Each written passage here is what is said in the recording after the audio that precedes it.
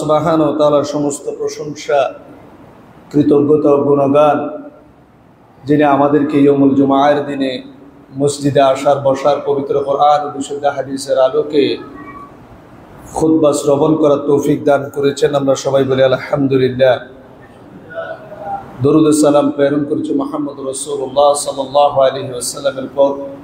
আল্লাহুম্মা সাল্লি ওয়া সাল্লিম ওয়া বারিক আলা মুহাম্মদ সাল্লাল্লাহু আলাইহি ওয়াসাল্লাম ওয়া আলা আলিহি ওয়া সাহবিহি ওয়া মান তাবিআহুম বিইহসানিন ইলা ইয়াউমিদ্দিন। আইয়ুহাল ইখওয়াতিল আহিব্বা, اليوم أخطب أمامكم نواقض الإسلام مستعينا بالله وهو ولي التوفيق। সম্মানিত দিনী ভাইরা এবং মহিলা মসজিদ অবস্থানরত সম্মানিত দিনী বোনেরা, আজকে আপনাদের সামনে খুব গুরুত্বপূর্ণ একটা বিষয় নিয়ে আলোচনা করব। ইসলাম ভঙ্গের কারণসমূহ। কি কি আকীদা, বিশ্বাস, কি কি আমলের কারণে মানুষ ইসলাম থেকে বের হয়ে মুরতাদ হয়ে যাবে, কাফের হয়ে যাবে, এই ধরনের 10টা বিষয় নিয়ে আজকে আলোচনা করার চেষ্টা করব। ওয়া মা তৌফীকি ইল্লা বিল্লাহ, আলাইহি তাওয়াক্কালতু ওয়া ইলাইহি উনীব। যেহেতু সহি আকীদা ও মানহাজের মসজিদগুলোতে আমরা মোটামুটি শিরক এবং বেদাতের ব্যাপারে সচেষ্ট, অনেকে মনে করতে পারেন যে এই ধরনের বেসিক আলোচনা করার প্রয়োজন আছে কিনা। আসলে এমন একটা সময়ে আমরা বর্তমানে বসবাস করছি, মানুষ বিগত সময়ে রাসূলুল্লাহ সাল্লাল্লাহু আলাইহি ওয়াসাল্লামের নামে জাল হাদিস বানিয়েছে। সে জানতো আল্লাহ রাসূল সাল্লাল্লাহু আলাইহি ওয়াসাল্লামের হাদিস, মান কাযাবা আলাইয়া মুতাআম্মিদান, কেউ যদি ফালিয়াতাবাওয়া মাকআদাহু মিনান নার, কেউ যদি ইচ্ছাকৃতভাবে রাসূলুল্লাহ সাল্লাল্লাহু আলাইহি ওয়াসাল্লাম নামে মিথ্যা কথা রচনা করে, মিথ্যা বলে, কি করে? ইচ্ছাকৃতভাবে। ভুল ত্রুটি হয়েছে, জানতো না, হাদিসটা জাল, সেটা ভিন্ন বিষয়। কেউ যদি ইচ্ছাকৃতভাবে রসুলের নামে জাল হাদিস বলে, সে যাতে নিজের স্থান কোথায় নির্ধারণ করে নেয়, জাহান্নামে। এবার আপনি ওই ব্যক্তি সম্পর্কে চিন্তা ভাবনা করে দেখুন, যিনি এই হাদিসটা জেনে জাল হাদিস লেখে। তাকে জিজ্ঞাসা করা হয়েছিল, আলাম তা'লাম, আপনি কি জানেন না, আন্না রাসূলুল্লাহ সাল্লাল্লাহু আলাইহি ওয়াসাল্লাম قال, রাসূলুল্লাহ বলেছেন, এই হাদিসটা যে ব্যক্তি আল্লাহ রাসূলের নামে মিথ্যা কথা বলবে সে জাহান্নামী। আপনি কি কথাটা শুনেননি? তখন ওই ব্যক্তি বলেছিল, নাম, আমি শুনেছি। ইন্নামা মা কাযাবতু আলাইহি ফাইন্নী কাযাবতু লাহ ফাইন্নী আনা কাযাবতু লাহ, নিশ্চয় আমি আল্লাহ রসুলের উপরে মিথ্যা কথা বলি না, আল্লাহ রসুলের উপরে আমি মিথ্যা কথা বলি না, মিথ্যা হাদিস বলি না, তবে আল্লাহ রসুলের পক্ষে আমি মিথ্যা হাদিস বলি। আস্তাগফিরুল্লাহ আল-আযীম। শয়তান মানুষকে কোন জায়গায় ধোঁকা দেয়। রাসূলুল্লাহ সাল্লাল্লাহু আলাইহি ওয়াসাল্লামের ক্ষতি হবে, দ্বীন ইসলামের ক্ষতি হবে, শরীয়তের ক্ষতি হবে, এই ধরনের কোন হাদিস আমি বানাই না। আমি এমন নতুন নতুন হাদিস বানাই, যে হাদিস বানালে মানুষ কোরআন পড়বে, কোরআনমুখী হবে, রাসূলুল্লাহকে মহব্বত করবে, রাসূলকে ভালোবাসবে, দ্বীন ইসলাম উজ্জীবিত হবে। এই ধরনের নিত্য নতুন জাল হাদিস আমি বানাই। সুবহানাল্লাহ বলবেন না, আস্তাগফিরুল্লাহ বলবেন। এরা আলেম। এভাবে জাল হাদিসের নামে ওকালতি করা হয়েছে, যে আমি তো রাসূলুল্লাহ সাল্লাল্লাহু আলাইহি ওয়াসাল্লামের সম্মান নষ্ট হয়, দ্বীন ইসলামের নষ্ট হয়, এই জন্য হাদিস বানাচ্ছি। ইয়েস, আমি হাদিস বানাচ্ছি, আমি হাদিস তৈরি করছি ফর দ্য সেক অফ দ্বীন, দ্বীনের জন্য। কারণ আমি দেখতে পাচ্ছি মানুষ কোরআন থেকে দূরে সরে গেছে, কোরআন থেকে দূরে সরে গেছে। এই জন্য কোরআনের বিভিন্ন সূরার বিভিন্ন ফজিলত জানিয়ে আমাকে ছেড়ে দিতে হবে, এই কাজটাই হয়েছে। সম্মানিত উপস্থিতি, ঠিক তেমনি আজকে বড় বড় দাওরা হাদিস তাকমিল কামিল মাদ্রাসাগুলাতে মানুষকে শিরকের পক্ষে ইলজামি যুক্তি শিখিয়ে দেওয়া হচ্ছে। নাউযুবিল্লাহ বলবেন না? আপনি মনে করছেন এই ছেলে দারুল ইফতায় পড়ে কামিল পাশ করে তাখাসসুস করে দাওরা হাদিস করে বড় আলেম হয়েছে, আপনার সন্তান বড় আলেম হয়েছে, আপনাকে জান্নাতে নিয়ে যাবে। বিষয়টা এমন নয়। আল্লাহ রাসূল সাল্লাল্লাহু আলাইহি ওয়াসাল্লাম এই জন্য বলেছেন, ইন্নাল্লাহা লা ইয়াকবিদু ইলমান ইনতিজাআ ইয়ানতাজিউহু মিনাল ইবাদ। ইন্নাল্লাহা লা ইয়াকবিদুল ইলমা ইনতিজাআ, নিশ্চয় আল্লাহ সুবহানাহু ওয়া তাআলা বান্দার কলব থেকে এই ইসলামের যে ইলম, দ্বীনের যে সঠিক ইলম, এটা তুলে নেবেন না। ওয়ালাকিন ইয়াকবিদুল ইলমা বিকবদিল উলামা, তবে কোরআন থাকবে, বিশুদ্ধ হাদিস জমিনের মধ্যে থাকবে, তবে কোরআন এবং বিশুদ্ধ হাদিস বুঝনেওয়ালা ফকিহ আলেমদেরকে আল্লাহ সুবহানাহু ওয়া তাআলা মৃত্যুর মাধ্যমে দুনিয়া থেকে উঠিয়ে নেবেন।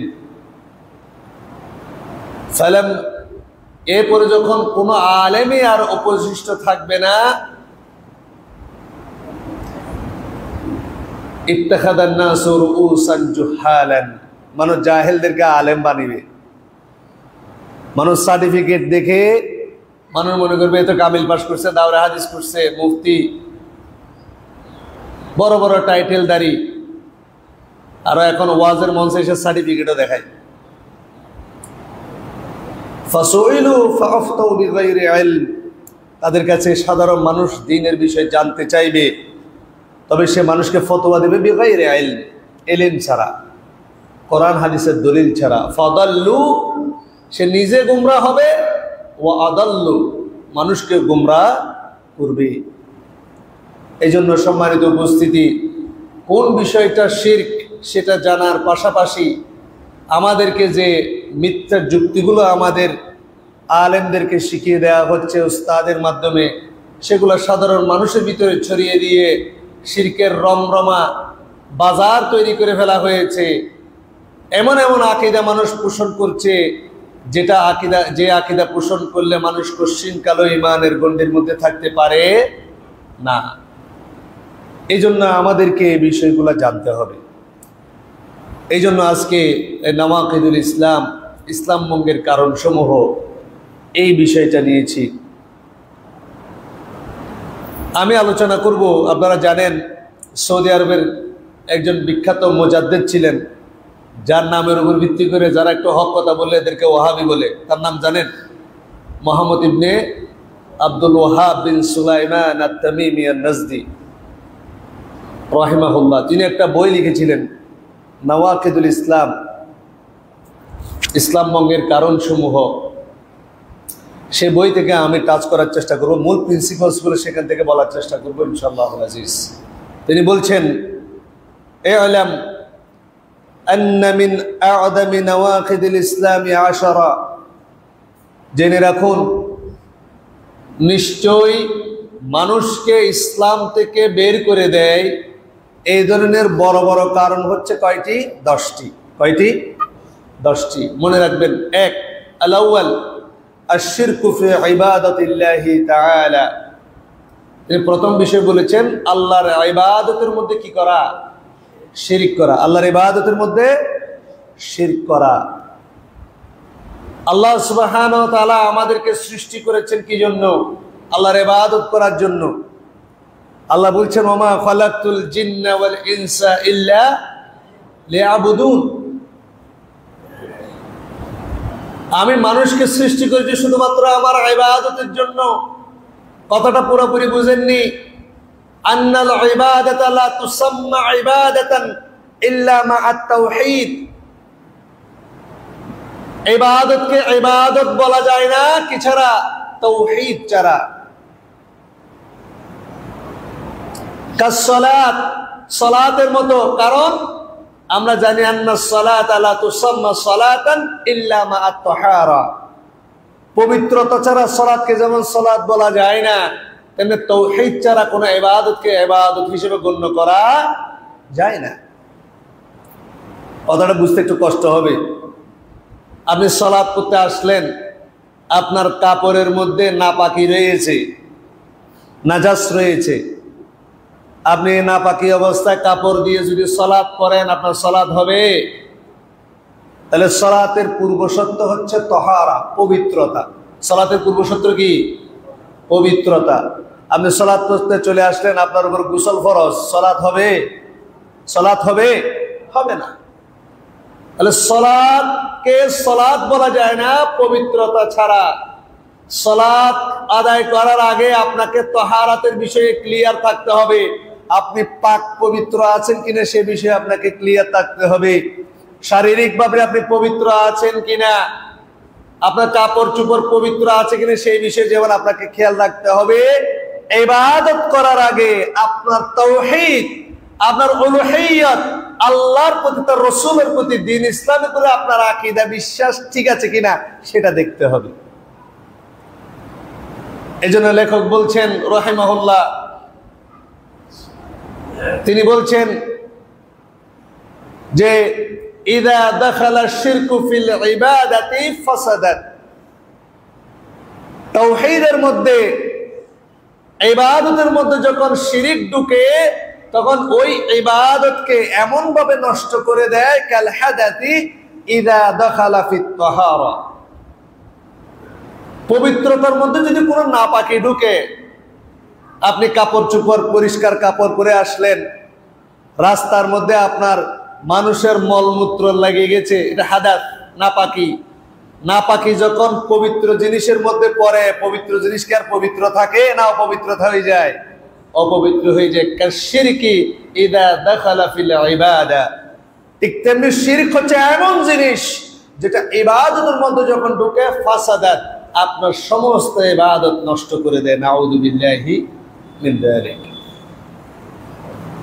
আল্লাহ সুবহানাহু ওয়া তাআলা কোরআনের মধ্যে বলছেন, ইন্নাল্লাহা লা ইয়াগফিরু আন ইউশরাকা বিহি ওয়া ইয়াগফিরু মা দুনা যালিকা লিমান ইয়াশা। আজকে মুসলমানরা আলেমদের কথায় বিভ্রান্ত হয়ে বলছে যে মুসলমান কখনো শিরিক করতে পারে না। ঈমান কি মাদার গাছ যে মুসলমানলাই ভেঙে যাবে? ঈমান কি এত নরম জিনিস যে কিছু হইলেই ঈমান চলে যাবে? ঈমান অনেক শক্ত জিনিস। সালাত করলেও ঈমান যায় না, জিনা ব্যভিচার করলেও ঈমান যায় না, হারাম কাজ করলেও ঈমান যায় না। এমন অবস্থা হয়েছে এখন বড় বড় শিরকে আকবর করলেও আমাদের ঈমান বের হচ্ছে না। মানুষকে এটা শিখিয়ে দেওয়া হয়েছে, যে ব্যক্তি একবার লা ইলাহা ইল্লাল্লাহ মুহাম্মাদুর রাসূলুল্লাহ পড়েছে সে কখনো আর বেঈমান হবে না, সে কখনো আর বেঈমান হবে না। অথচ আল্লাহ রাসূল সাল্লাল্লাহু আলাইহি ওয়াসাল্লাম ভিন্ন কথা বলেছেন। আল্লাহ রাসূল সাল্লাল্লাহু আলাইহি ওয়াসাল্লাম বলেছেন, এমন একটা সময় আসবে ইউসবিহু রাজুলা মুমিনান ওয়া ইউমসি কাফিরা। এমন একটা যুগ আসবে সকালে সে মুমিন থাকবে কিন্তু সন্ধ্যা হতে হতে কি হয়ে যাবে? কাফের হয়ে যাবে। আও ইউমসি মুমিনান আও ইউসবিহু কাফিরা। সন্ধ্যায় সে যদি মুমিন থাকে সকাল হতে হতে কি হয়ে যাবে? কাফের হয়ে যাবে। আল্লাহ রাসূল সাল্লাল্লাহু আলাইহি ওয়াসাল্লাম কিয়ামত সম্পর্কে ভবিষ্যৎবাণী করেছেন, ওয়াসাতা'বুদু কাবাইলু মিন উম্মাতিল আওসান। সা'নুন বা আওসান মানে মূর্তি। ওয়াসাতা'বুদু, আল্লাহ রাসূল সাল্লাল্লাহু আলাইহি ওয়াসাল্লাম ভবিষ্যৎবাণী করেছেন, এটা ফেল মুস্তাকবিল সা দিয়ে। ওয়াসাতা'বুদু, খুব শীঘ্রই, অতি সন্নিকটে, কাবাইলু মিন উম্মতি, আমার উম্মতের মধ্যে কিছু লোক, এরা আমার উম্মত হবে, উম্মতে মুহাম্মাদি হবে। কাবাইল, কবিলা, কিছু গ্রুপ অফ পিপল আমার উম্মতের মধ্যে আমাকে বিশ্বাস করবে, দ্বীন ইসলাম মানবে। এই ধরনের অনেক কবিলা বিল আওসান, মূর্তি পূজা করবে, মূর্তি পূজা করবে। আমি বলি না, আল্লাহ রাসূল সাল্লাল্লাহু আলাইহি ওয়াসাল্লাম বলেছেন, ওয়াসাতালহাকু কাবাইলু মিন উম্মতি বিল মুশরিকিন। আমার উম্মতের মধ্যে কিছু কবিলা, আমার উম্মতের কিছু লোক বিল মুশরিকিন, মুশরিকদের সাথে একাকার হয়ে যাবে। হিন্দু গো বাড়িতো, যাত্রা গান হইতো, আমাদেরকে দাওয়াত দিত, আমরা যাইতাম, আগে কি সুন্দর দিন কাটাইতাম। আপনি দেখবেন দুর্গা পূজা, সরস্বতী পূজায় গেলে কিছুদিন আগে সীতাকুণ্ডের মধ্যে একটা 1200 ফিট উপরে একটা মন্দির আছে। এক রিক্সাওয়ালা দিনে আনি দিনই খায়, তোর খাই দেয় কাজ নাই, 1200 ফিট উপরে হিন্দুরা ওখানে কি করতেছে সেটা দেখার জন্য গেছে। আল্লাহর গজব কিভাবে আসছে, তার মুখে ছিল দাড়ি। হিন্দুরা মনে করছে কিনা কি করছে, এই তো সুযোগ মারার, মারে একদম আধা মারা করে দিয়েছে এবং এলিগেশন দিয়েছে এখানে মন্দিরের মধ্যে কোরআন রাখতে আসছিল, এই জন্য পিটাই দিয়েছে। আসলে ছিল রিক্সাওয়ালা। এমনি কি হয় কিছু মানুষ আছে না, আল্লাহর গজব। আপনি দুর্গা পূজা দেখতে যান, সরস্বতী পূজা দেখতে যান, আশ্চর্য ধরনের আমাদের ঈমান, আবার নিজেকে আমরা ঈমানদার দাবি করি। এগুলা শিরক, বড় বড় শিরকে আকবরের মধ্যে আমরা এখন ডুবে রয়েছি, এটাকে কোনো গুরুত্বই আমরা দিই না। আপনি যদি সালাত, সিয়াম, আপনি হজ, শিরক যদি আপনার মধ্যে থাকে, আপনার কোনো ইবাদত হবে না। আপনি মসজিদে এসে লাভ কি? আল্লাহ রাসূল সাল্লাল্লাহু আলাইহি ওয়াসাল্লাম বলছেন, আল্লাহ বলেছেন, বান্দা যদি কিয়ামতের ময়দানে আসমান এবং জমিনের পরিমাণ গুনাহ নিয়ে আসে, তার গুনার পরিমাণ কবিরা এবং সগীরা গুনাহ আসমান এবং জমিন ভরে গেছে, সে জিনা করেছে, সুদ খেয়েছে, ঘুষ খেয়েছে, এমন কোন খারাপ কাজ নেই সে করেনি, কিন্তু তার এই গুনার মধ্যে যদি শিরকের গুনাহ না থাকে, আমি আল্লাহ সুবহানাহু ওয়া তাআলা ততখানি ক্ষমা নিয়ে তার সামনে উপস্থিত হব। সুবহানাল্লাহ, কি বলেন আপনি? আল্লাহ রাসূল সাল্লাল্লাহু আলাইহি ওয়াসাল্লাম বলেছেন, মান মাতা আল্লা ইউশরিকু বিল্লাহি শাইআ দাখালাল জান্নাহ, যে ব্যক্তি মারা গেল তার আমলনামায় সব গুনাহ আছে কিন্তু শিরকের গুনাহ নাই, আল্লাহ অবশ্যই তাকে জান্নাতে দিবেন। সুবহানাল্লাহ। ওয়া মান মাতা, আর যে ব্যক্তি মারা গেল আই ইউশরিকু বিল্লাহি শাইআ দাখালান নার, তার আমলনামার মধ্যে শিরকের গুনাহ রয়েছে, শিরক আছে, আল্লাহ দেখবেন আপনি হাজি কিনা, আল্লাহ আপনি দেখবেন না সালাতি কিনা, আল্লাহ দেখবেন না আপনি যাকাত আদায়কারী কিনা, দাখালান নার, আপনার অবস্থান হবে কোথায়? জাহান্নামে। এটা কি আহলে হাদিস, হানাফি, শাফি, মালিকির দ্বন্দ্ব না ইমানের দ্বন্দ্ব? ইমাম আবু হানিফা কি শিরক করেছে? ইমাম শাফি কি শিরক করেছে? ইমাম আহমদ ইবনে হাম্বল কি শিরক করেছে? ইমাম বুখারী, ইমাম মুসলিম, ইমাম আবু দাউদ, তারা কি শিরক করেছে? আজকে বলা হচ্ছে আমরা গায়রে মুকাল্লিদ, আমরা অবশ্যই ইমামদেরকে মানি, আমরা ইমামের আকীদায় বিশ্বাস করি। ইমাম আবু হানিফা রাহিমাহুল্লাহর যে আকীদা আমাদের সেম আকীদা। তাহলে কাউকে যদি হানাফি বলা হয়, আমরাই প্রকৃত হানাফি, আপনি তো মুসলমানই না। সম্মানিত উপস্থিতি, এজন্য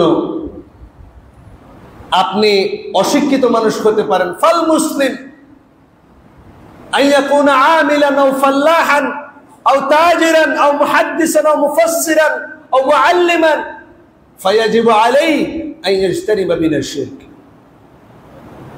আপনি মনে করতে পারেন আপনি নেভি অফিসার, আপনি এয়ারফোর্সে জব করেন, আপনি একজন কৃষক, চাষাভুষা মানুষ, শ্রমিক, দিনে আনি দিনে খান, আপনি ডাক্তার, ইঞ্জিনিয়ার, কখনো মাদ্রাসার গণ্ডিতে পেরেননি, কিন্তু আপনার জন্য ওয়াজিব শিরক থেকে নিজেকে বিরত রাখা এবং নিজের পরিবারকে শিরকের ব্যাপারে সাবধান করা।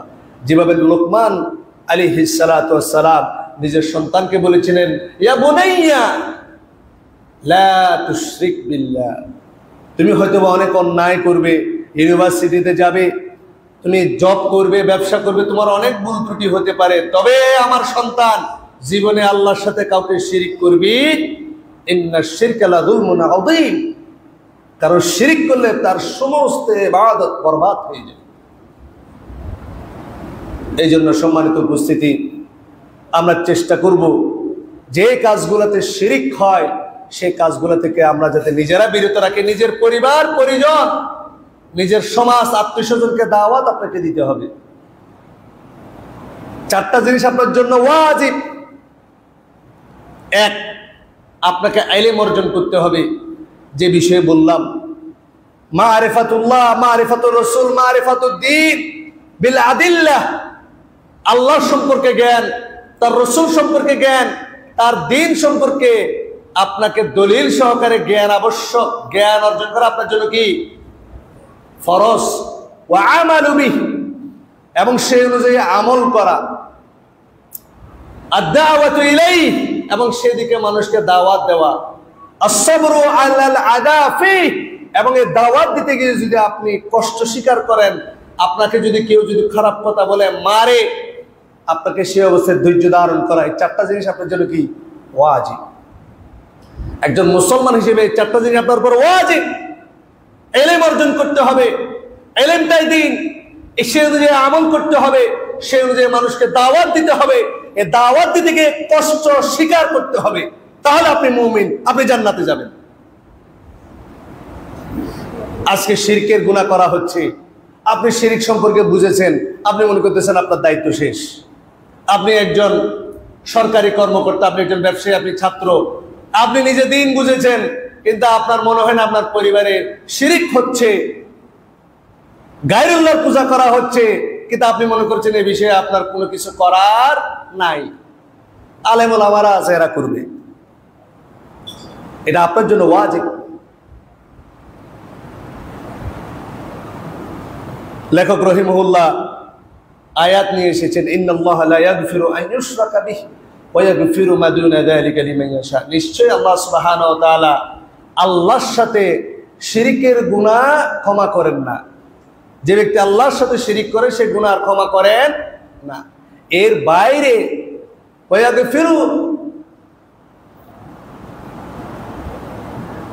ইয়াগফিরু মা দুনা যালিকা লিমান ইয়াশা, এর বাইরে আপনি যত গুনাহ করেন না কেন আল্লাহ চাইলে সেটা ক্ষমা করে দিবেন। সুবহানাল্লাহ।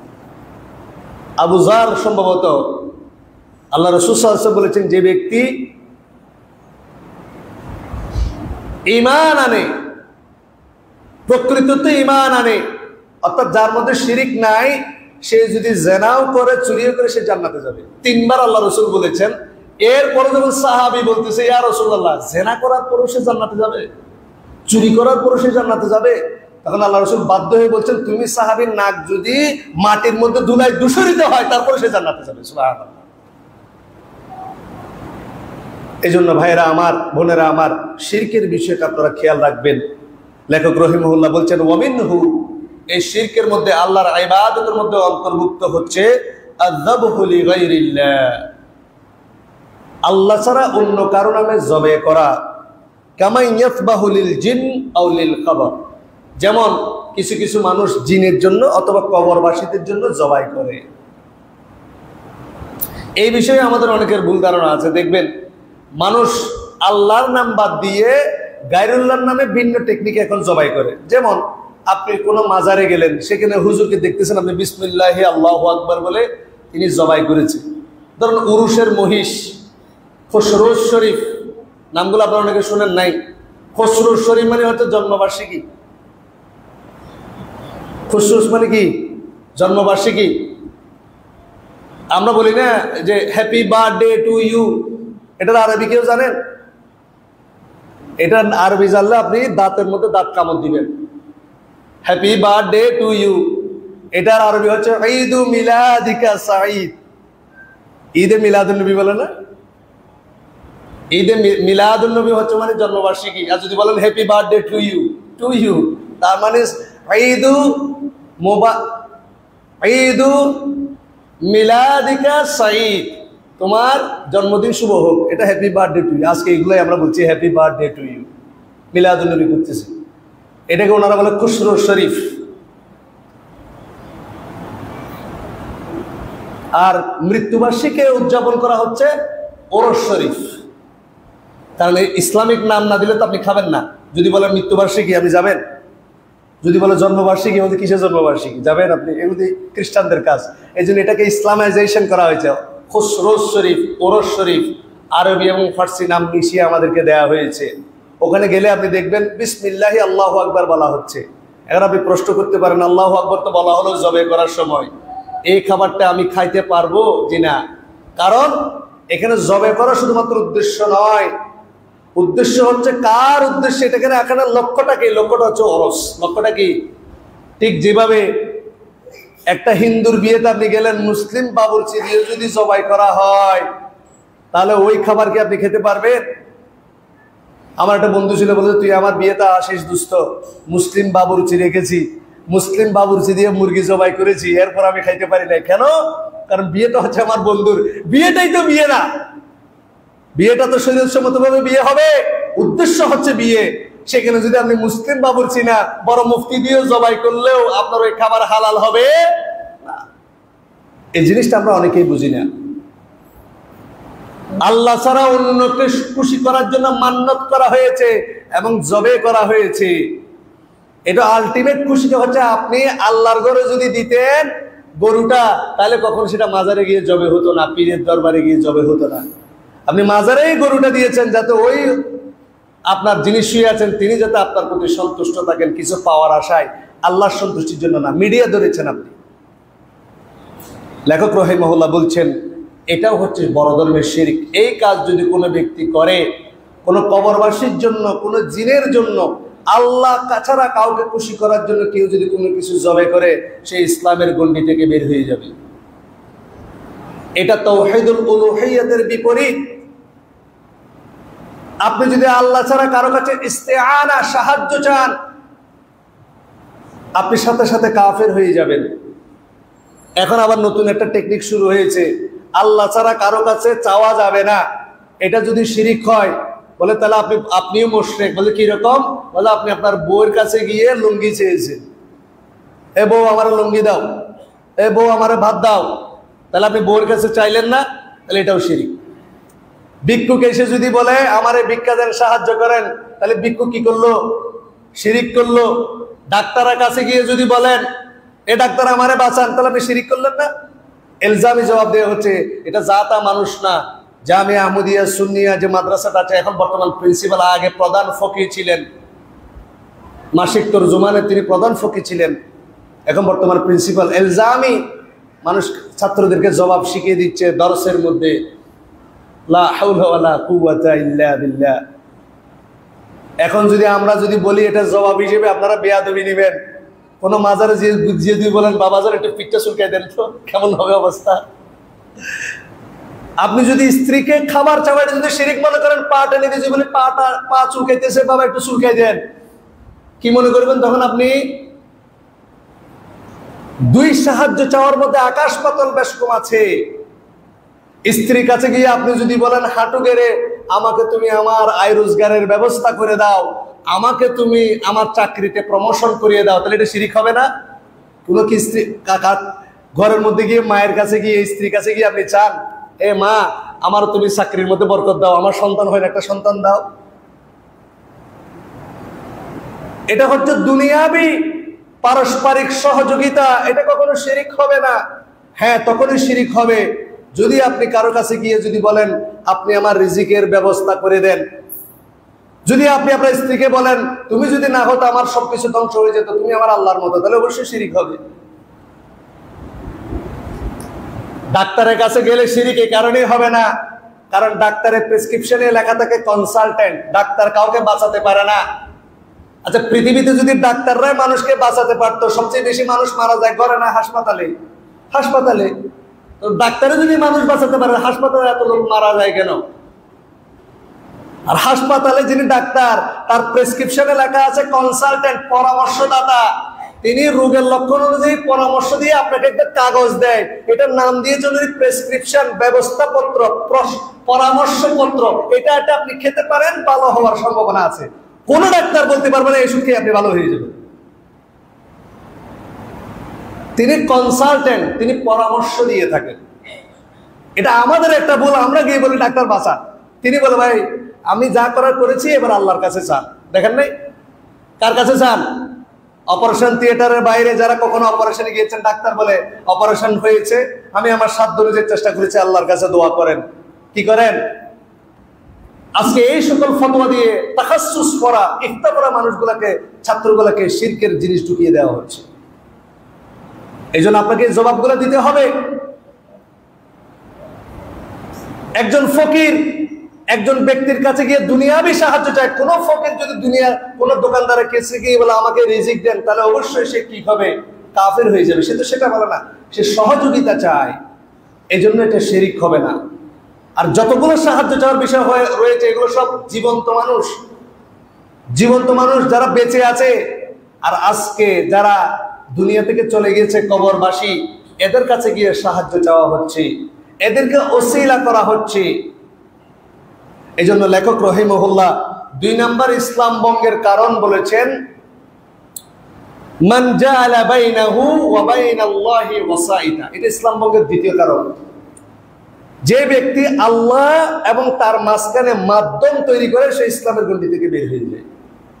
মান জাআলা বাইনাহু ওয়া বাইনাল্লাহি ওয়াসাইতা, যে আল্লাহ এবং বান্দার মাঝখানে ওসিলা মাধ্যম তৈরি করে দেয়, কোন ব্যক্তিকে মাধ্যম তৈরি করে দেয়। ভুল বুঝবেন না আবার। আপনি আপনার আমলকে ওসিলা করতে পারবেন, আপনি আপনার আল্লাহর যে আসমা ও সিফাত এই নামের উসিলা আপনি করতে পারবেন, আপনি আপনার ভালো আমলের উসিলা করতে পারবেন। কিন্তু কোন ব্যক্তিকে আল্লাহ এবং তার বান্দার মাঝখানে কোন মৃত ব্যক্তিকে ওসিলা হিসেবে করা যাবে না। কোন নেককার ব্যক্তিকে ওসিলা করা যাবে এইভাবে। আমরা অনেক সময় বলি, ভাই আপনি আমার জন্য একটু দোয়া করিয়েন। তাহলে আমি যদি আমার জন্য ওনাকে দোয়া করতে বলি, উনি আমার জন্য দোয়া করলো না, শাফাহুল্লাহু শিফাআন কামিলা, আল্লাহ আপনি তাকে শিফা দান করুন, আমার জন্য দোয়া করলো না, এটাও একটা ওসিলা, এটা জায়েজ। যেভাবে আব্বাস রাদিয়াল্লাহু তাআলা আনহুর ব্যাপারে ওমর রাদিয়াল্লাহু তাআলা আনহু সালাতুল ইস্তিসকার মধ্যে বলেছেন, এটা মানুষটা জীবিত হতে হবে। এজন্য আমরা বলি মানুষকে, জাহিদ ভাই আমার জন্য একটু দোয়া করিয়েন, এটা বৈধ। কিন্তু জাহিদ ভাই যদি মারা যায়, কবরে গিয়ে বলতে পারবো আমার জন্য একটু দোয়া করিয়েন। এই পার্থক্যটা আমাদেরকে বুঝতে হবে। কোন মৃত ব্যক্তিকে আপনি ওসিলা করতে পারবেন না, মাধ্যম করতে পারবেন না। মৃত মানে কি? মৃত মানে কারা? এখন ওনাদের আকীদা হচ্ছে সবাই জিন্দা, এই আর ঝামেলা। সবাই কি? কেউ মরে নাই। আসলে তো কেউ মরে নাই। আমি যদি আজকে মারা যাই, খাটিয়ার মধ্যে যদি আমাকে তোলা হয়, তাহলে যিনি নেককার ব্যক্তি, আল্লাহ রাসূল বলছেন, তাকে বলবে আমাকে তাড়াতাড়ি নিয়ে যাও। সে কথা বলবে, সে প্রত্যেক মানুষের পায়ের আওয়াজ শুনবে। এবং সে যদি বদকার হয়, সে বলবে আমাকে কোথায় নিয়ে যাওয়া হচ্ছে। মুনকার নাকির কি কোনো মৃত মানুষকে প্রশ্ন করতে পারবে? কোনো মৃত মানুষকে কি কথা বলা যায়? মান রাব্বুক, আপনি একজনকে প্রশ্ন করতেছেন, তোমার আল্লাহকে। মৃত মানুষকে কি প্রশ্ন করা যায় নাকি? কোন মানুষ মারা গেছে, তাকে যদি আপনি বলেন কেন আছো, সে কোনো জবাব দিতে পারবে? তো মুনকার নাকির এসে প্রশ্ন কাকে করবে? নিশ্চয় সে জীবিত, তবে দুনিয়ার জীবনে নয়, আলামে বারজাখের জিন্দেগিতে। দুনিয়ার চ্যাপ্টার ক্লোজ, কিন্তু তারপরে সে মারা যায়নি, সে স্থানান্তরিত হয়েছে, ইন্তেকাল হয়েছে। সেখানে যদি সে নেককার হয়, তাকে ঘুম পাড়িয়ে দেওয়া হবে, জান্নাত দেখিয়ে দেওয়া হবে। আর বদকার হলে এমন একটা হাতুড়ি দিয়ে তাকে আঘাত করা হবে, এমন জোরে ওই মাইয়াত চিৎকার করবে, মানুষ এবং জিন ছাড়া সমস্ত প্রাণী তার আওয়াজ শুনতে পাবে। এবার আপনারা বলেন, কবরে যে লোক আছে সে জিন্দা না মৃত? জীবিত। এইরকম যুক্তিগুলো তো সবাই জীবিত, কেউ মরে নাই। এটাকে কখনো জীবিত বলা হয় না, কারণ দুনিয়ার চ্যাপ্টার তার জন্য ক্লোজ। দুনিয়ার চ্যাপ্টারে সে মৃত, আখিরাতের জিন্দেগিতে সে জীবিত। পৃথিবীর আদম আলাইহিস সালাতু ওয়াস সালাম হতে শুরু করে কিয়ামত পর্যন্ত কোন মানুষ হাকিকি অর্থে সে মারা গিয়েছে, দুনিয়ার চ্যাপ্টার ক্লোজ। কিন্তু তার মারা গিয়েছে মানে সে সবকিছু শেষ হয়ে গেছে, এটা নাস্তিকদের আকীদা। আমাদের আকীদা হচ্ছে তার রূহ রয়েছে সেখানে। আপনি যদি ভালো মানুষ হন, আপনার ইল্লিয়িন আপনার নামের লিস্টে থাকবে। আপনি যদি গুনাহগার হন, সিজিন আপনার নামের লিস্টে হবে। কেউ তো মরা না, আপনার শরীর শুধু মাটির সাথে মিশে যাবে, আল্লাহ আপনাকে আরেকটা দেহ দেবে। অথচ ওনাদের আকীদা হচ্ছে সবাই দুনিয়ার জীবনে জীবিত। অথচ আল্লাহ বলছেন, আল্লাযী খালাকাল মাউতা ওয়াল হায়াতা লিয়াবলুয়াকুম আইয়ুকুম আহসানু আমালা। আল্লাহ হায়াত মত সৃষ্টি করে দিয়েছেন পরীক্ষা করার জন্য। পরীক্ষা মানে কি? ফামান যুহজিহা আনিন নারি ওয়া উদখিলাল জান্নাহ। যদি কেউ দুনিয়ার পরীক্ষার মধ্যে, তা আপনাকে একটা জীবন দেয়া হয়েছে, আপনি মারা গেলেন দুনিয়ার জীবনে, মালাকুল মউত আপনার কাছে আসার অর্থ হচ্ছে আপনি মারা গেছেন। সোজা কথা, মালাকুল মউত আসার পরে দুনিয়ার জীবনে কেউ কাউকে জীবিত বলতে পারবে না। এবার যদি প্রশ্ন করেন, আল্লাহ রাসূলের কাছে কি মালাকুল মউত এসেছিল? এসেছিল। তাহলে উনি আর দুনিয়ার জীবনে জীবিত নাই। আদম আলাইহিস সালাতু ওয়াস সালামের কাছে মালাকুল মউত এসেছিল, যে এসেছিল, যে আদম আলাইহিস সালাম জীবিত নাই। এবার যদি প্রশ্ন করি, ঈসা আলাইহিস সালাতু ওয়াস সালামের কাছে মালাকুল মউত এসেছিল? না। বারাফাহুল্লাহু ইলাইহি, আল্লাহ ঈসা আলাইহিস সালাতু ওয়াস সালামকে জীবিত অবস্থায় উপরে উঠিয়ে নিয়েছেন, এজন্য তিনি এখনো জীবিত। আপনাকে এই পার্থক্যটুকু বুঝতে হবে। আমরা যাদেরকে আউলিয়া বলছি, আমি তাদেরকে খারাপ বলছি না। আল্লাহ বলছেন যারা আল্লাহর বন্ধু, এদের কোনো ভয় নেই। আমার প্রশ্ন হচ্ছে তাদের কাছে কি মালাকুল মউত এসেছিল? যে এসেছিল, তাহলে তারা মৃত। আপনাকে এইভাবেই এটা ক্লিয়ারিফাই করতে হবে। কোন ব্যক্তি, কোন মৃত ব্যক্তিকে যার কাছে মালাকুল মউত এসেছে, এরকম কোন ব্যক্তিকে যদি ওসিলা করে, মাধ্যম করে, সে ইসলামের গণ্ডি থেকে বের হয়ে যাবে। আল্লাহ সুবহানাহু ওয়া তাআলা মুশরিকদের উদাহরণ দিচ্ছেন, ওয়াল্লাযীনা ইত্তাখাযু মিন দুনিহি আউলিয়া মা না'বুদুহুম ইল্লা লিয়ুকাররিবুনা ইলাল্লাহি যুলফা। সূরা জুমারের 3 নম্বর আয়াত। মক্কার মুশরিকরা লাত উজ্জা মানাতের ইবাদত করত না। যদি কেউ বলতো তোমরা লাত উজ্জা মানাতের ইবাদত করো, তারা রেগে যেত।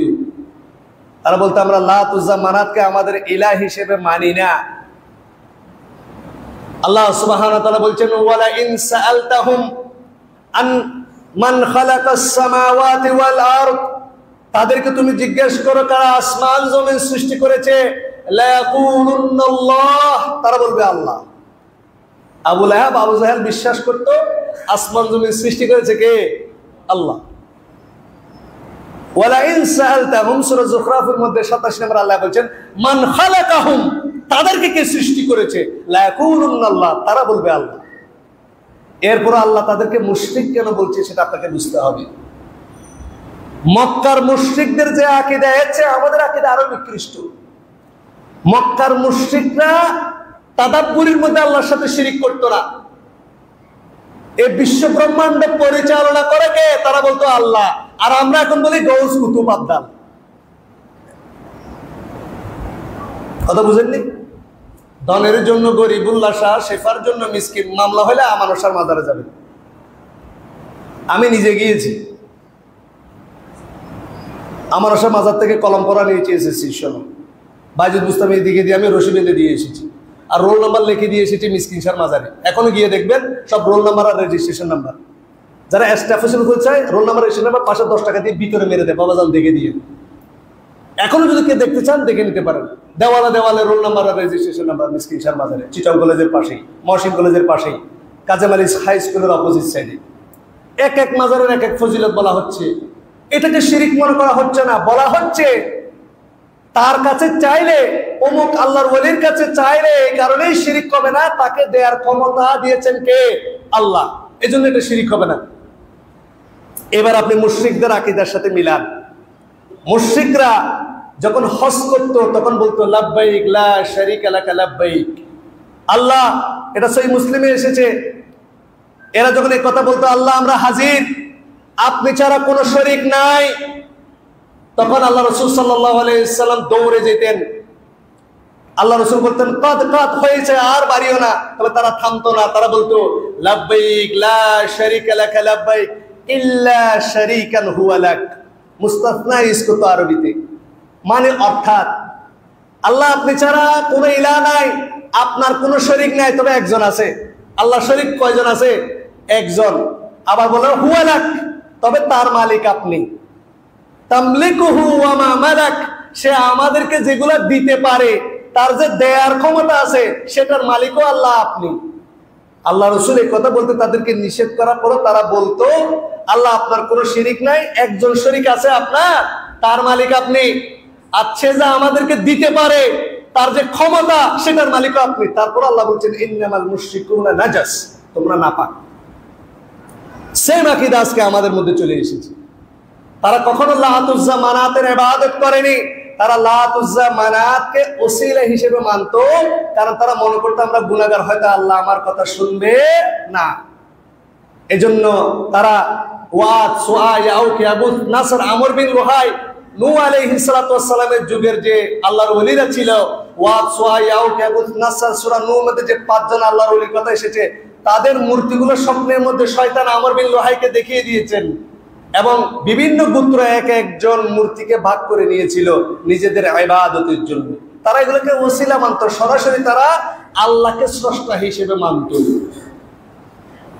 তারা মনে করত আল্লাহর ধন ডিস্ট্রিবিউশন হয়ে গেছে, এখন আল্লাহর কাছে চাইলে আর পাওয়া যাবে না।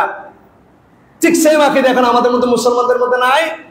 আল্লাহর ধন অমুকে পাইয়া আল্লাহ গেছেন খালি হইয়া, লা হাওলা ওয়ালা কুওয়াতা ইল্লা বিল্লাহ। সেম এক্সাক্ট আকীদা আমরা বিশ্বাস করছি। লেখক রহিমাহুল্লাহ বলছেন ওয়ায়াদউহুম ওয়ায়াসআলুহুমুশ শাফাআ ওয়া ইয়াতাওয়াক্কালু আলাইহিম কাফারা ইজমান। কোন ব্যক্তি কোন মৃত মানুষের কাছে আল্লাহ ছাড়া কারো কাছে যদি সাহায্য চায়, কারো কাছে যদি দোয়া করে, তার উপরে যদি ডিপেন্ড করে, নির্ভর করে, কাফারা ইজমান, উলামায়ে কেরামের ইজমা আছে, সে ইসলাম থেকে খারিজ হয়ে যাবে, ইসলাম থেকে বের হয়ে যাবে। এটা সুযোগ আল্লাহ আপনাকে দেয়নি। ওয়াইদা সাআলাকা ইবাদি আন্নী ফাইন্নী করিব, আল্লাহ বলছেন তারা যদি আমার সম্পর্কে জিজ্ঞাসা করে, ফাকুল, আল্লাহ বলেনি, মুহাম্মদ সাল্লাল্লাহু আলাইহি ওয়াসাল্লামকে আল্লাহ আনেননি, ফাইন্নী করিব, আমি তাদের নিকটে, উজিবুদ দাওয়াতা দাঈ ইযা দাআন, আমি এমন কাছে তার শায় রোগের চেয়ে কাছে, বলেন সুবহানাল্লাহ। ওসিয়া কুল্লা শাইইন ইলমা, আমার শায় রোগের চেয়ে আল্লাহ কাছে, তার ইলম দিয়ে, তার জ্ঞান দিয়ে আল্লাহ সত্যগতভাবে হচ্ছে আরশে, আর তার জ্ঞান আমার শায় রোগের চেয়ে কাছে। আমি আপনাকে কিছু জিজ্ঞাসা করার আগে আল্লাহকে করব, কারণ আপনি আমার চেয়ে 2 হাত সামনে, আর আল্লাহ আমার শায় রোগের চেয়ে কাছে। কার কাছে চাইবো বলেন? আল্লাহ চেয়ে নিকটবর্তী পৃথিবীর মধ্যে আপনার কেউ নাই। আপনার পাশে যিনি বসে আছেন আপনার চেয়ে 4 ইঞ্চি পৃথক আছে, কিন্তু আর আল্লাহর ইলম আপনার শায় রোগের চেয়ে কাছে। আপনি কার কাছে চাইবেন? ফাইন্নী করিব, আল্লাহ অতি নিকটবর্তী আপনার। আপনি ডাক দেওয়ার সাথে সাথে আল্লাহ আপনার কথা শোনেন। এজন্য আরব কবি বলেছেন, আল্লাহু ইউনাদিকা সুহাইরান কুম ওয়াসআলনি ইয়া আবদাল্লাহ ওয়াসআলনি উতিকা মা তারজু লা তাতলুবু মিন গায়রিল্লাহ। আল্লাহ প্রথম আসমানে নেমে আসেন শেষ রাত্রিতে এবং বান্দাকে বলে, কুম ওয়াসআল ইয়া আবদাল্লাহ, তুমি উঠো ঘুম থেকে আমার কাছে চাও, ওয়াসআলনি উতিকা মা তারজু, তুমি যাই চাইবে আমি তোমাকে তাই দেব। সুবহানাল্লাহ। লা তাতলুবু মিন গায়রিল্লাহ, তুমি আল্লাহর কাছে, আল্লাহ ছাড়া কারো কাছে চেয়েও না, আল্লাহ ছাড়া তুমি কারো কাছে তাওয়াক্কুল করিও না। যদি কোনো ব্যক্তি করে সে সাথে সাথে কাফের হয়ে যাবে। এই দুইটা বিষয় আমাদের মধ্যে, আমাদের সমাজে মাত্রাতিরিক্ত ভাবে বেশি। শিরকের দোহাই দিয়ে, ওসিলার দোহাই দিয়ে আমরা আজকে শিরক করছি। কথায় কথায় আমরা আজকে ওসিলা তালাশ করছি, মাধ্যম দিচ্ছি। অনেকে সরাসরি না চাইলেও আমরা ওসিলা দিয়ে চাই কোনো মৃত ব্যক্তির। এটা হারাম। আমি বলিনি অমুক মৃত ব্যক্তি হারাম, আমি জানি তার সম্পর্কে। আল্লাহর বন্ধুকে আল্লাহ জানে না, আমি জানি। আমার বন্ধুকে ওহী আসে নাকি? আপনি বলতেছেন অমুক আল্লাহর ওলি, আপনি কেন জানেন? যদি প্রশ্ন করি, আপনার বলে ওহী আসছে? আল্লাহ বলছেন, আলা ইন্না আউলিয়া আল্লাহি লা খাউফুন আলাইহিম ওয়া লা হুম ইয়াহজানুন, নিশ্চয় যারা আল্লাহর বন্ধু এদের কোনো ভয় নেই, এরা দুঃখিত হওয়ার কিছু নাই। তবে আল্লাহ এরপরে বলে দিয়েছেন আল্লাহর বন্ধু কারা, আল্লাহর ওলি কারা হতে পারবে, এটা আল্লাহ বলে দিয়েছেন। আল্লাযীনা আমানু ওয়া কানু ইয়াত্তাকুন, যারা ঈমান এনেছে, যারা আমি আল্লাহকে ভয় করে, এরা সবাই আমার ওলি, সবাই আল্লাহর ওলি। লাহুমুল বুশরা ফিল হায়াতিদ দুনিয়া ওয়া ফিল আখিরাহ, তাদের জন্য দুনিয়ায় কল্যাণ, আখিরাতেও কল্যাণ। সূরা ফাতিরের 32 নম্বর আয়াত আল্লাহ বলেন, সুম্মা আওরাসনাল কিতাবাল্লাযীনা ইসতাফাইনা মিন ইবাদিনা, আমার ইবাদের মধ্যে, আমার বান্দাদের মধ্যে যাদেরকে ভালোবাসি তাদেরকে আমি কিতাবের অধিকারী করেছি। ফামিনহুম যালিমুল লিনাফসি, তবে আমি যাদেরকে কিতাবের অধিকারী করেছি, চয়েস করেছি, তাদের মধ্যে কেউ কেউ নিজের নফসের প্রতি গুনাহ করে ফেলে। আমরা অনেকে মনে করি গুনাহগার হলে মনে আল্লাহর ওলি থেকে নাম কেটে যাবে। জি না, আল্লাহ বলছেন ফামিনহুম যালিমুল লিনাফসি ওয়া মিনহুম মুকতাসিদ ওয়া মিনহুম সাবিকুম বিল খায়রাতি বিইذনিল্লাহ। আল্লাহ বলছেন যালিকা হুয়াল ফাদলুল কাবীর। আল্লাহর ওলির মধ্যে 3টা ক্যাটাগরি আছে। নিজের নফসের প্রতি আল্লাহ বলছেন কেউ কেউ জুলুম করে, কেউ কেউ আছে মধ্যমপন্থী, কেউ আছে আল্লাহর আদেশে সকল কল্যাণকর কামে অগ্রমে। তবে 3 জনের মধ্যে কেউ আল্লাহর ওলি থেকে নাম কাটে যাবে না, কারণ যালিকা হুয়াল ফাদলুল কাবীর, এটা আল্লাহর মহা অনুগ্রহ। বলেন সুবহানাল্লাহ। আপনি গুনাহ করলে আল্লাহ বলছেন, কুল ইয়া ইবাদিয়াল্লাযীনা আসরাফু আলা আনফুসিহিম লা তাকনাতু মির রাহমাতিল্লাহ ইন্নাল্লাহা ইয়াগফিরুদ দুনুবা জামিআ ইন্নাহু হুয়াল গফুরুর রহিম।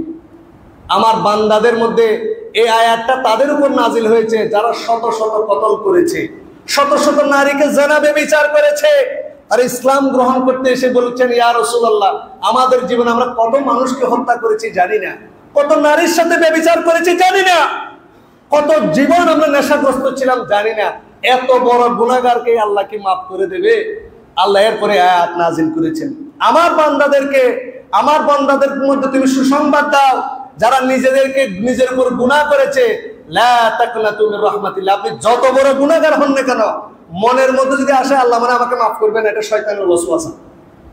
লা তাকনাতু মির রাহমাতিল্লাহ, আল্লাহর রহমত থেকে নিরাশ হওয়া হারাম। শয়তান আল্লাহর কাছে শপথ করেছে, মুসনাদ আহমদের হাদিস, ইয়া আল্লাহ আপনার ইজ্জতের কসম, যতক্ষণ পর্যন্ত আদম আলাইহিস সালাতু ওয়াস সালামের শরীরে রূহ থাকবে, এই বনি আদমের শরীরে রূহ থাকবে, ততক্ষণ পর্যন্ত আমি তাকে গোমরাহ করব। আর আল্লাহ নিজের নামে শপথ করেছেন, আমার ইজ্জত এবং জালালের কসম, আমি আমার ইজ্জতের কসম করে বলছি, হে শয়তান, বান্দা 40 বছর গুনাহ করে একবার যদি আমার কাছে 2 ফোঁটা চোখের পানি ফেলে, আমি আল্লাহ তার অতীতের সমস্ত গুনাহ মাফ করে দেব। সুবহানাল্লাহ। ইন্নাল্লাহা ইয়াগফিরুদ দুনুবা জামিআ। আল্লাহ বলছেন, আল্লাহ তোমার সমস্ত গুনাহ মাফ করার এখতিয়ার রাখেন। আপনি যদি শিরক করে থাকেন, মারা যদি না দিয়ে থাকেন, শিরকের গুনাহ আমি বলেছি মাফ হয় না কখন? যদি আপনি মারা যান।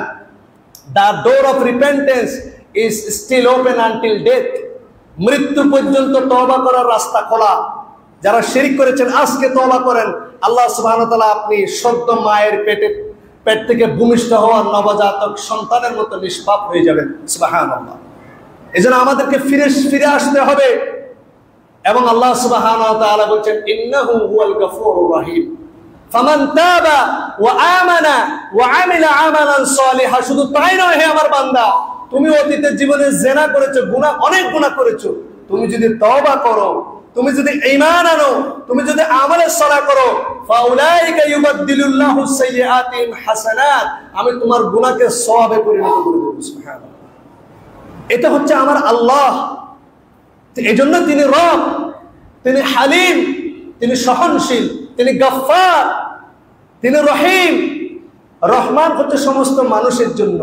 আল্লাহ আমাদেরকে করুণা করার জন্য নিজের নামও একটা সিলেক্ট করে নিয়েছেন, সেটা হচ্ছে আর রহিম। তিনি আর রহিম দ্বারা দয়া করেন শুধু মুমিনদেরকে, আর রহমান দিয়ে মুমিন এবং কাফের সবাইকে। সুবহানাল্লাহ। এজন্য আসুন আমরা ঈমানদার হয়ে আগে, ইবাদত গুজার হওয়ার আগে, সালাত আদায়কারী হওয়ার আগে, নামাজি হওয়ার আগে, হজ করার আগে, যাকাত দেওয়ার আগে, রমজানের রোজা রাখার আগে আপনি ডিসাইড করুন আপনি আগে ঈমানদার কিনা। ইবনে মাজার হাদিস, আল্লাহ রাসূলের সাহাবী বলছেন, আমরা আগে নাতাআল্লামুল ঈমান ক্বাবলা তাআল্লুমিল কুরআন। আমরা ঈমানের জ্ঞান আগে অর্জন করতাম আল্লাহ রাসূলের কাছ থেকে কোরআন শিখার আগে। কোরআন কিভাবে পড়তে হবে সেটা শিখার আগে আমরা ঈমানের বিষয়ে দরস নিয়ে নিতাম। আর আজকের যুগে তোমরা ঈমান শিখার আগে কোরআন শিখা শুরু করছো। আমাদের অনেকে আছে না, আসেন কোরআন সহ এইভাবে শিখি। তো কোরআন সহ এইভাবে শিখে 10 নেকি না, আপনি কোনো নেকি পাবেন না, কারণ আপনার ঈমানই ঠিক নাই। আগে আপনার ঈমান ঠিক করেন, এরপরে ইবাদতে মনোযোগী হন। কারণ আপনি যত ইবাদত করবেন, আপনার ঈমান যদি ঠিক না থাকে, যেটা বললাম আন্নাল ইবাদাতা লা তুসাম্মা ইবাদাতান ইল্লা বিত-তাওহীদ, আপনার ইবাদতই হবে না তাওহীদ ছাড়া। কাল হাদাতি কাত তাহারা কাস সালাত, সালাতের মতো, আন্না সালাতা লা তুসাম্মা সালাতান ইল্লা বিত-তাহারা। পবিত্রতা ছাড়া যেমন সালাত হয় না, তাওহীদ ছাড়া ইবাদতের কোনো মূল্য হয় না। আল্লাহ সুবহানাহু ওয়া তাআলা আমাদেরকে কথাগুলো বুঝার এবং আমল করার তৌফিক দান করুক। আল্লাহুম্মা আমিন। ইনশাআল্লাহ 2টা বিষয় নিয়ে আলোচনা করেছি, এটা ধারাবাহিক আলোচনা হবে। আর 8টা বিষয়, যেটা নওয়াকিদুল ইসলামের মূল বিষয়, সবচেয়ে বড় যে ইসলাম ভঙ্গের কারণ, এই বিষয়গুলো নিয়ে ধারাবাহিক আলোচনা করার চেষ্টা করব। আল্লাহ সুবহানাহু ওয়া তাআলা আমাদেরকে আপনার নিউট্রাল দৃষ্টিভঙ্গি থেকে, স্বতন্ত্র দৃষ্টিভঙ্গি থেকে কথাগুলো বুঝার এবং শিরকে আকবরের মতো বড় গুনাহ থেকে বিরত থাকার তৌফিক দান করুক। আল্লাহুম্মা আমিন। আকুলু কওলি হাযা ওয়া আস্তাগফিরুল্লাহ লি ওয়া লাকুম ফাস্তাগফিরুহু ইন্নাহু হুয়াল গফুরুর রহিম।